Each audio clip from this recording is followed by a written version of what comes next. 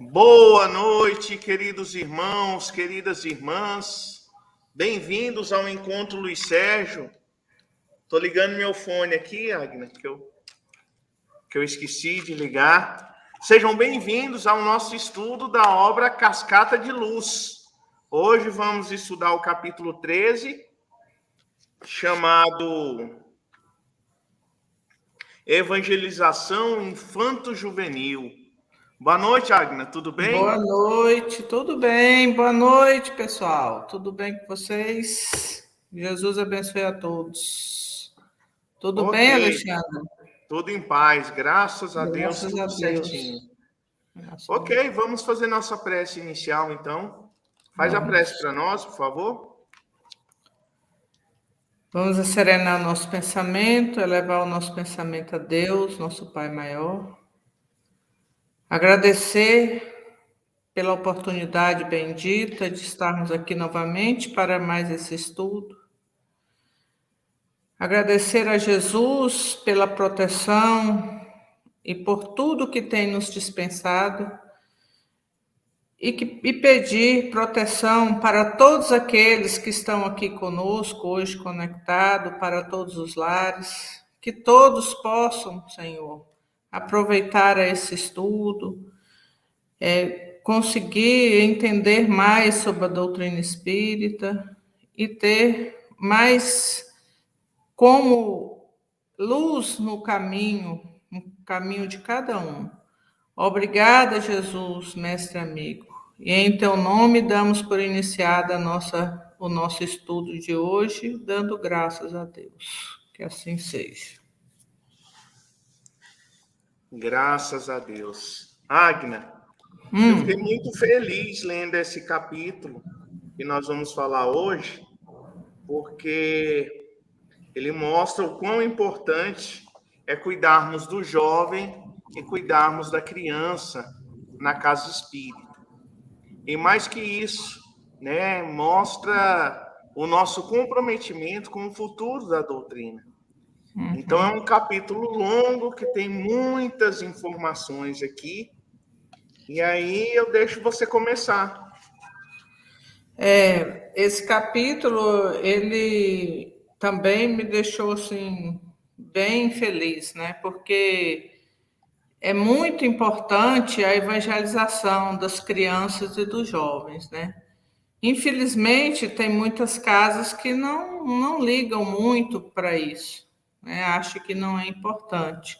Mas a casa que não investe na criança e no jovem, ela está dando um tiro no pé, né?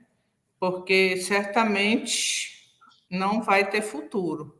Porque o futuro são as crianças e os jovens. E para eles serem homens de bem, bons homens e, consequentemente, bons espíritas, bons cristãos, eles têm que serem evangelizados desde criança, né? Desde bebê, porque o espírito que está ali não é um bebê, é um espírito antigo que está precisando, que veio para os nossos lares e precisa ser evangelizado, precisa ser apresentado Deus na sua vida e Jesus como seu mestre, né? Então, esse capítulo fala justamente disso. E todos nós sabemos que o Luiz Sérgio ele se preocupa muito com isso, né? Muito com os jovens, com as crianças, a evangelização. E todo o trabalho do Luiz Sérgio é voltado para essa área da evangelização e dos jovens, né? Porque os assuntos que ele abordam é mais o que sofre mais com tudo, é com droga, jovem, criança, né? Aborto também. Então, tudo que ele trata, suicídio, claro que adulto também faz, mas é um adulto que não foi evangelizado normalmente, né? Que comete esses desatinos. Então, ele se preocupa muito com os jovens e com as crianças. E eles foram numa casa muito linda, maravilhosa, que tudo funcionava bem. Só que tinha um problema. tinha evangelização infantil, funcionava muito bem, era muito bem frequentada, tinha os cursos doutrinários, só que não tinha mocidade. Olha que triste, não ter mocidade, né? Muito triste. Não tinha mocidade porque o presidente achava, a diretoria achava que os jovens só iriam para aquela casa para namorar e dar problema. Não servia para nada o jovem, né? Então, a solução é cortar o mal pela raiz, né? Vamos dizer assim. Então, não tem mocidade. Poxa, aí tem evangelização infantil, aí a criança chega na adolescência e aí? Acabou? Eles vão para onde? O mundo está assim, né? Chega, tá chamando os jovens. Tudo é atrativo para jovem no mundo. O jovem está esbanjando energia, está com os hormônios assim lá em cima e o que a casa espírita faz? Fecha a porta para ele. O que está fazendo? Aí o Luiz Sérgio aqui no livro fala que uma casa sem o departamento da mocidade, ele está fadado a acabar, né? Porque é uma casa sem futuro. Fala como a mocidade, ela é o sorriso da casa espírita. Ele fala isso aqui. Mas aí a espiritualidade que trabalha junto a essa casa, eles estão tentando, junto à diretoria encarnada, a voltar a funcionar a mocidade, né? Trabalhando junto a essa casa para funcionar essa mocidade, porque o jovem ele tem que ser integrado na casa espírita. É lógico que se você abre lá uma mocidade, onde o jovem fica parte da casa, onde ele não é integrado à casa, ele só vai para lá para estudar e não faz mais nada lá. Ele não se sente em casa, porque a casa espírita, o jovem tem que fazer parte dela, né? Tem que sentir como aquela fosse a casa dele também, e que ele tem ele está comprometido com aquela casa, né? Para ele não ir embora, porque então ele vai embora, gente, não adianta, ele vai embora. Ou vai criar um jovem que só vai para lá para namorar, ou vai criar um jovem fanático que quer mudar tudo, que acha que está tudo errado, que aquilo ali é tudo retrógrado, que não serve para nada, né? Então, tem esses problemas. Então, a mocidade tem que ser muito bem cuidada, como um jardim, né? A gente cuida de um jardim de flores. Não pode ser, né, deixado assim ao léu. Tem que regar, tem que adubar, tem que cuidar com carinho. E não é só o dirigente que é obrigado, é toda a casa, a diretoria, os médiuns mais que têm mais experiência, as pessoas que estudam, que sabem mais, todo mundo pode ajudar, tanto na mocidade quanto na evangelização infantil, né? Que são dois, tanto a evangelização quanto a mocidade são o futuro da nossa casa espírita, o futuro da doutrina espírita e o futuro da humanidade, né, gente? A humanidade só vai se transformar quando a criança e o jovem estiverem evangelizados. Né, Alexandre? Pode falar, Alexandre, mas... Isso mesmo. Ele coloca aqui, né, que, na verdade, a casa espírita ela tem uma concorrência desleal, que é uma concorrência com o mundo, né? Então, que se a casa espírita não tiver um diferencial para oferecer, certamente o jovem vai optar pelas coisas do mundo.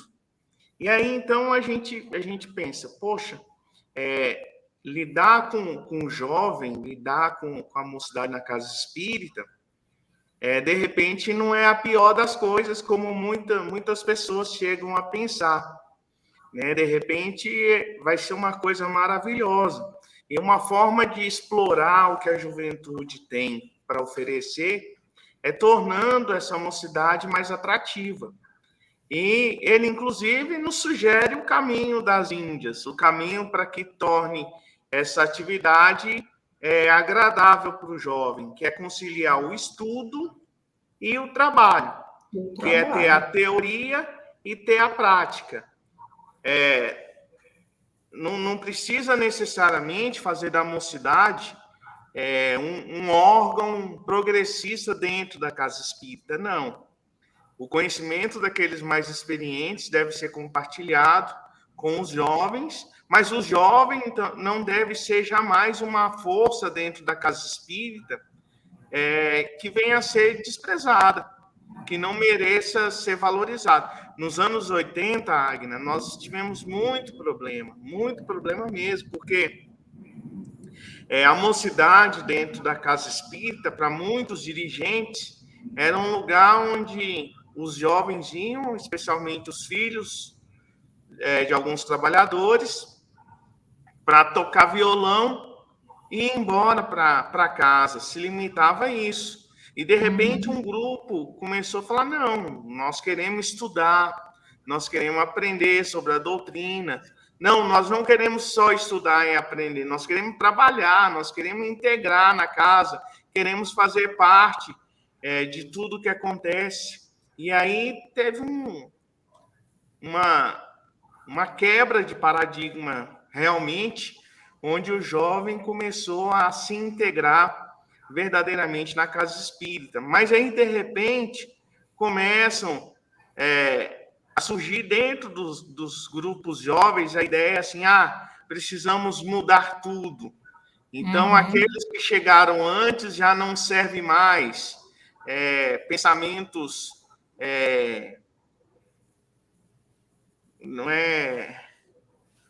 pensamentos que saíram do sarcófago, né, fazendo referência a coisa muito antiga, a múmia.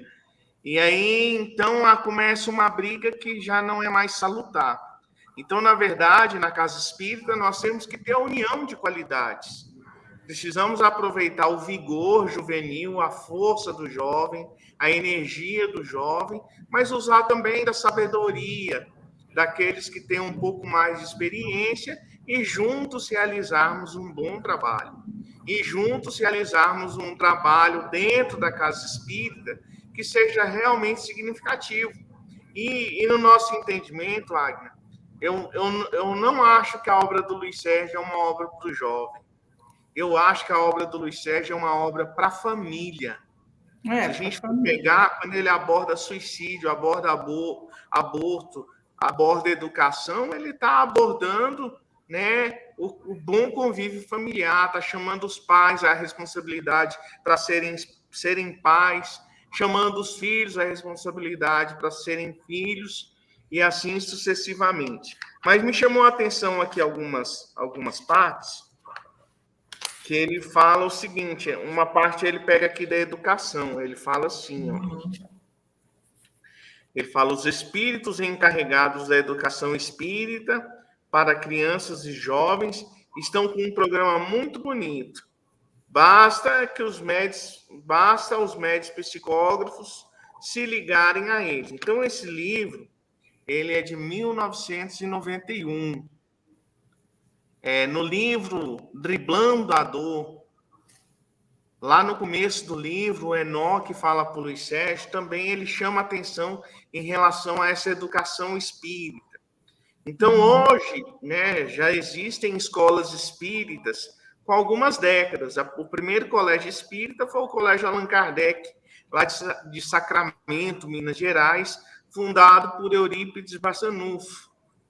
Após o feito do seu Eurípides, né, no nosso universo contemporâneo, existem muitas escolas espíritas que já têm aí algumas décadas.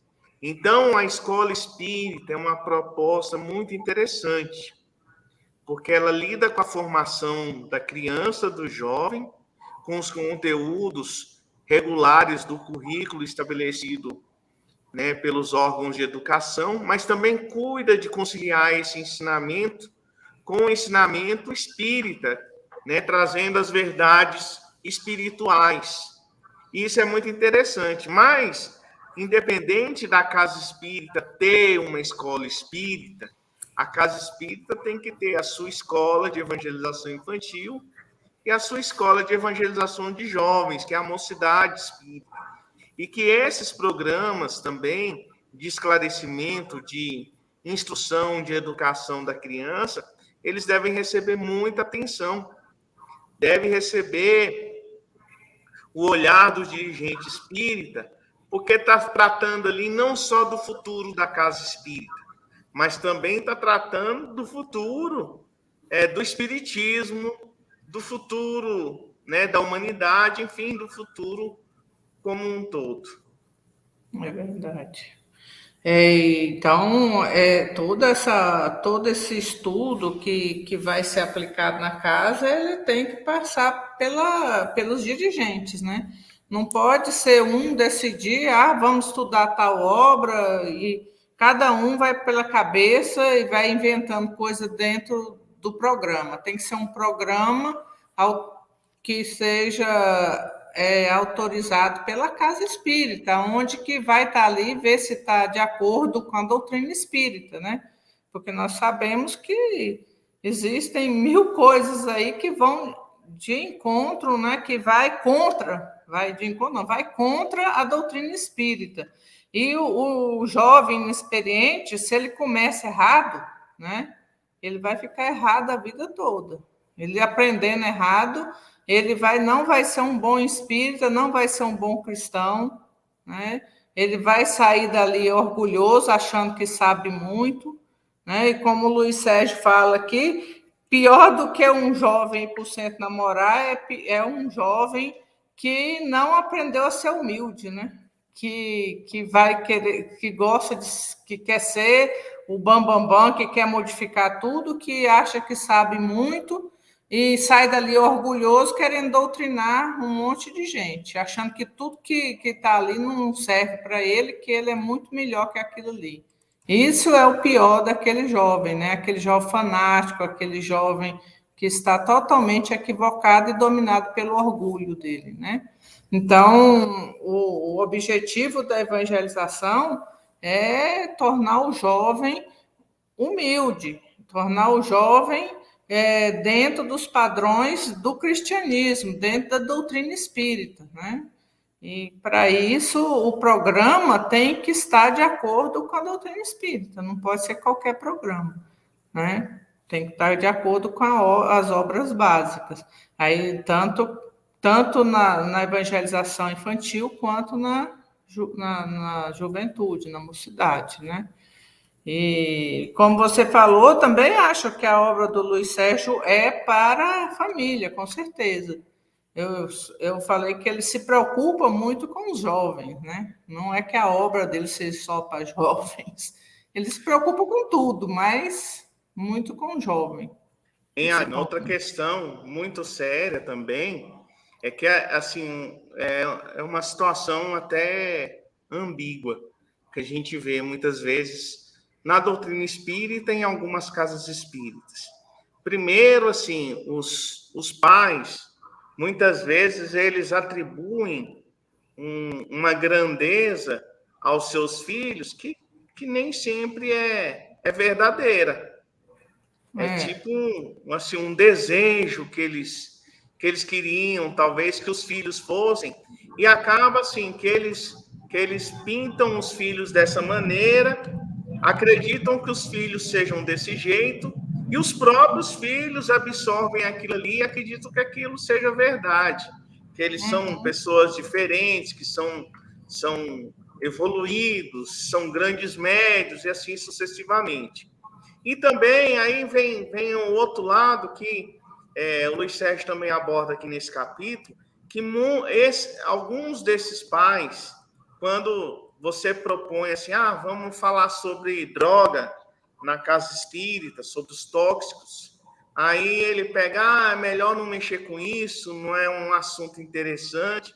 Por quê? Porque muitas vezes esses filhos que eles pintam como quase santos, são esses que estão ali bebendo, né, entre aspas, socialmente, que às vezes fazem um consumo da maconha, mas nem chamam de maconha, chamam de erva, enfim. E aí a gente vê uma grande contrariedade, né? Então nós temos que ter os pés no chão. Nossos filhos são espíritos, assim como nós, estão aí numa trajetória de evolução e precisam da nossa orientação, do nosso esclarecimento. Então não precisamos pintá-los como santos e também não precisamos pintá-los como demônios. Precisamos encarar que são seres em evolução, que precisamos esclarecer e que, se porventura apresentar algum tipo de dificuldade, nós temos que estar com os braços abertos para poder esclarecê-los. Então, essas duas realidades a gente vê também. Muitas vezes, os pais, para ter um certo controle sobre seu filho, sobre seu jovem, começam a empreender um verdadeiro terrorismo em torno da obsessão, dos obsessores. E aí aquele jovem cresce com essa ideia e se torna um fanático, né? Uma pessoa totalmente habitolada que atribui tudo aos espíritos, esquecendo de puxar a sua responsabilidade. É verdade. E ainda tem aquele outro grupo de pais que não trazem, né, para a casa espírita, diz que vai deixar eles escolherem. Isso é o maior erro. Como é que vai deixar uma criança crescer para ela escolher para onde ela quer ir, qual a religião ela quer seguir? O pai tem que trazê-la para dentro da casa para evangelização infantil, porque se não trouxer, ela não vai seguir, porque o mundo é muito mais chamativo, né? É muito mais chamativo para um jovem que, se não foi desde criança evangelizado, ele não vai querer vir para a casa espírita. Ele vai achar uma chatice, vai achar que todo mundo é retrógrado, aquilo é muito chato, ele tem muita coisa muito melhor para ficar fazendo do que ficar ali, né? Isso aqui não, de ajudar os outros não está com nada, essas conversas, eu tenho que me aproveitar a minha vida. E muitas vezes é culpa dos pais, que lá na infância não trouxe a criança para a evangelização. Não trouxe a criança, deixou a criança crescer. Não, mas eu fico com dó do meu filho, acordar ele muito cedo, ele levanta todo dia cedo, já vi gente falando isso. Levanta todo dia cedo para ir para a escola, aí no sábado eu vou acordar ele cedo para vir para o centro. Né? Que coisa triste.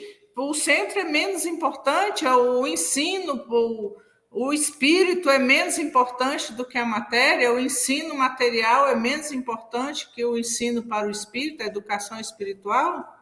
É um equívoco aí muito grande, né, dos pais. É porque os pais também não são evangelizados. Por isso que é importante também a evangelização dos pais, né, a evangelização da família como um todo. Não, quando a casa espírita, ela tem que se preocupar também com a evangelização dos pais, né, porque então os pais não vão querer evangelizar seus filhos e não vê importância, né? Até mesmo, Agna, que não existe melhor educação do que através do exemplo. E muitas vezes, olha, eu conheci uma pessoa que ele fala, no entendimento dele, ser espírita era difícil demais. Então, ele não se dizia espírita, né? E eu falava, mas cara, que difícil que ele falou, não, espiritismo você tem que ser quase um santo. E assim, não é que tem que ser quase um santo, é que você tem que retribuir de alguma forma aquilo que recebeu. Então, se você não tinha o conhecimento e você passa a ter, então é mais que normal você mudar suas atitudes. É mais que normal essa consciência te cobrar de alguma forma. Então, assim, eu acho que é diferente ainda. Eu acho assim, quando você tem filho, então você tem que mudar de vida. Então você tem que abrir mão de muitas coisas. A sua prioridade não é mais você ou a mãe, né? Mas sim os seus filhos. Então eles passam a ser a prioridade total, mesmo que isso você tenha que abrir mão de uma série de coisas para que você possa se tornar uma referência segura para aqueles que te foram confiados. Então, nós precisamos ter esse entendimento também, que tudo que nós fizermos enquanto pais vai ser uma referência para que nossos filhos possam fazer mais para frente. Então, se você é espírita, então tenha paciência, se esforce para que seu filho esteja com você recebendo esses esclarecimentos. Claro que cada um na sua atividade, cada um recebendo conforme a linguagem que esteja adequado. Tem muitas crianças e muitos jovens, Agnes, que acabam pegando aversão para o centro espírita. Por quê? Porque o pai só vai na reunião pública e leva a criança, e a linguagem de uma palestra não é uma linguagem para uma criança. Agora, na evangelização, na mocidade, que é trabalhada a linguagem, que são trabalhados os recursos. Então, é outra coisa e a criança assimila melhor. Tem muitos anos, Agnes, que eu não trabalho com mocidade. Mas se eu fosse dar uma aula para a mocidade hoje, por exemplo, na nossa época, a gente tinha umas dinâmicas, tinha a nossa parte prática, era fazer trabalho, era fazer fossa, enfim, hoje em dia, você chamar um jovem para cavar uma fossa, é melhor cavar uma cova e enterrar a mocidade inteira, né? Mas, poxa, pega o jovem com a habilidade que ele tem com o celular, faz um banner, faz uma mensagem bonita para ser utilizada no Facebook da instituição, no Instagram, enfim, utiliza as habilidades que ele desenvolveu para que nesse campo ele possa produzir. Então, só para encerrar, né, porque é muito grande, muita informação, aqui ele fala, Agnes, sobre o bom samaritano infantil. Bom samaritano infantil é o quê? É você utilizar a própria criança evangelizada como um auxiliar ali no processo de evangelização das outras crianças. Então, ele fala que isso é super importante, que a criança fica feliz, e as que não estão nesse programa ainda vão ficar felizes querendo, né, se dedicar para poderem também se tornar um trabalhador infantil, um trabalhador mirim, um pequeno bom samaritano. Né? Hoje em dia não utiliza mais esses termos trabalhador mirim, trabalhador infantil, por conta da questão do trabalho infantil. Né? Um trabalho infantil que é uma exploração. Esse trabalho na casa espírita é um trabalho voluntário que ajuda no desenvolvimento da criança como um todo. É isso aí. Então, você vê o tanto que é importante a evangelização, né? A evangelização tanto da criança quanto da mocidade. E o centro que oferece o estudo e o trabalho para a mocidade, para a criança, é um centro que tem futuro, né? Esse tem futuro, porque então ele não vai. Uma casa espírita sem mocidade, ela tá fadada a não ter futuro. O que vai ser? Não vai ter trabalhadores, né? Eles vão saindo, e aí? Os velhos vão desencarnando, daqui a pouco não tem mais ninguém na casa, né? Ou se tiver, vai ter aqueles que vão querer mudar tudo, porque não tem conhecimento, vai querer criar outro tipo de coisa, menos uma casa espírita, né? Então, a gente tem duas coisas aqui ainda que eu achei muito legal. Ele fala assim, ó, casa espírita sem jovens é o mesmo que jardim sem flores. Muito legal. E aí ele fala assim, ó,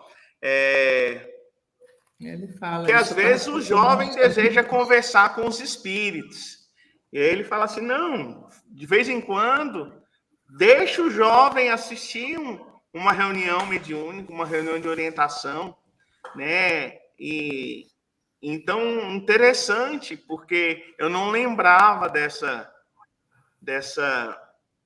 desse capítulo. Na verdade, a gente lê as coisas assim e depois que vai lendo, enxerga coisas que talvez não tivesse enxergado.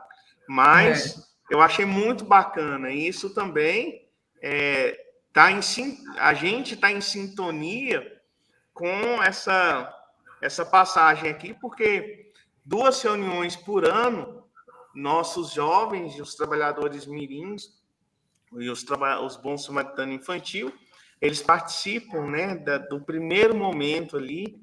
Houve uma primeira mensagem que os nossos dirigentes espirituais nos trazem. Uhum. Ok, minha irmã. Verdade. Você tem mais uma coisa? Já deu nosso tempo, mas se Não, tiver mais alguma coisinha, pode concluir. Não. A gente precisa evangelizar e disciplinar a nossa mocidade, né? E para isso precisa integrá-la na nossa casa, na casa espírita, né? E tratá-la com amor, com carinho, com respeito, né? Não desrespeitar a mocidade. É isso, nem as crianças, achar que eles não mereçam, tem que dar o valor devido a eles, né? Mostrando para eles o verdadeiro papel de um bom espírita, para eles futuramente ser um bom espírita, para ser um bom dirigente, para ser um bom médium, né? Um médium, ter uma mediunidade com Cristo, e não um médium orgulhoso, fanático, achando que pode tudo, que é melhor que tudo, né? É assim que a gente tem que fazer. É isso aí. Obrigada. Ok, então vamos fazer nossa prece final. Então, queridos irmãos, queridas irmãs, vamos nos unir em pensamentos, em sentimentos, nos ligando a nosso Senhor Jesus Cristo.